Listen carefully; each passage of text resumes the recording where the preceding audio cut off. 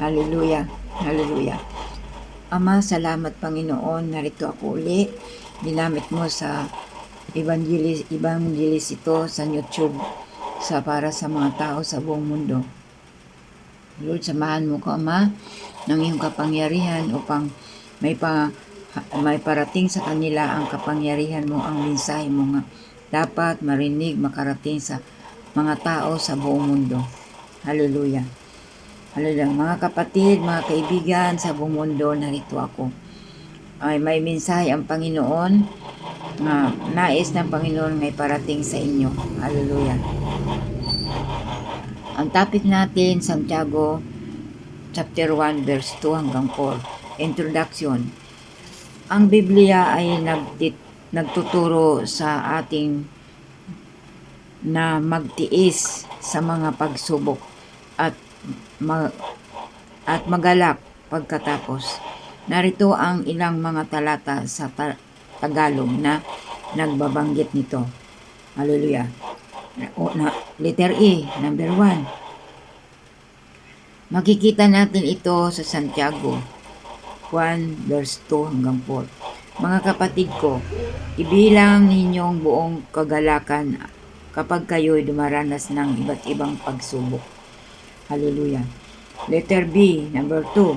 Sapagkat alam ninyo na ang pagsubok sa inyong pananampalataya ay gumagawa ng pagtitiis at hayaan niyang ang pagtitiis ay magkaroon ng ganap na gawa upang kayo'y maging ganap at buo, walang ano mang kakulangan. Hallelujah. Dito ang mga pagsubok nga maranasan natin sa buong mundo, kung ano ang mga problema sa ating pamilya. Ito po ay ang Panginoon ang tutulong sa bawat isa sa atin. Hallelujah. Makita rin ito natin sa number 3, sa letter C. Makikita na din ito sa mga awit 30 verse 11. Narinig ko ang iyong tinig, Panginoon, at ako'y nagagalak. Ako'y magpapasalamat sa iyo sapagkat ako'y iniligtas mo. Hallelujah. Yan, naririnig ng Panginoon ang ating mga kahilingan, ang ating mga problema. Ilapit lang natin sa ating Panginoon. Ito po ay ang Panginoon ang lulutas sa ating mga pagsubok sa buhay. At pagkatapos noon, maranasan natin ang mabibigat na pagsubok, mga blessing na. Ngayon, huwag tayo bibigay kung mayroon tayong mabibigat na pagsubok. Ilapit natin sa ating Panginoon at magalak tayo. Hindi lang tayo nagpapasalamat sa kahirapan, pagsubok sa buhay. Magalak din tayo sa mga bagay na yon. Hindi lang sa kaginhawaan. Kasi maraming tao ngayon na nagpapasalamat dahil sila blessing, may mayaman, may kaya sa buhay, walang problema. Doon lang sila nagpapasalamat sa Panginoon. Pero pag dumating na mabigat na pagsubok, parang nalungkot. Hindi na tumatawag sa ating Panginoon. Sila ay nanghihina ang kanilang pananampalataya. Amen. Makita po din natin ito sa number 4, letter D. Makita po natin ito sa mga awit 104. Sabi doon, pumasok kayo sa kanyang mga pintuan na may pagpapasalamat at sa kanyang mga loobin na may papuri. Magpasalamat kayo sa kanya at purihin ninyo ang kanyang pangalan. Yan. Pag mayroon tayong pagsubok, wala mang pagsubok, magpasalamat tayo, magpuri tayo sa ating Panginoon, manalangin tayo, pasalamat natin kahit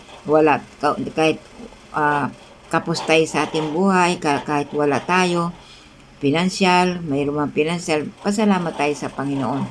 Hindi lang yung may sagana ka, doon ka lang pasalamat, pati kahirapan, pasalamatan mo rin sa ating Panginoon at purihin pa natin ang ating Panginoon. Hallelujah. Makita rin ito sa letter E, number 5. Dito tayo magwawakas. Amen. Makikita natin ito sa Santiago 1 verse 5. Sabi doon, ngunit kung kulang ng karunungan ang sinuman sa inyo, humingi siya sa Diyos at siya ay bibigyan, sapagkat ang Diyos ay saganang magbigay at di nanunumbat. Yan. Ang tao pag nagbigay ay nanunumbat. Pag hindi na ibalik sa kanya, binigay sa kanya, hindi mo na ibalik. Ang binigay sa iyo, hindi mo na ibalik sa kanya, masusumbatan ka. Hindi katulad ng Panginoon, hindi siya nanunumbat sa lahat ng bagay. Hindi man ang tao, hindi nila magawa yung ganun.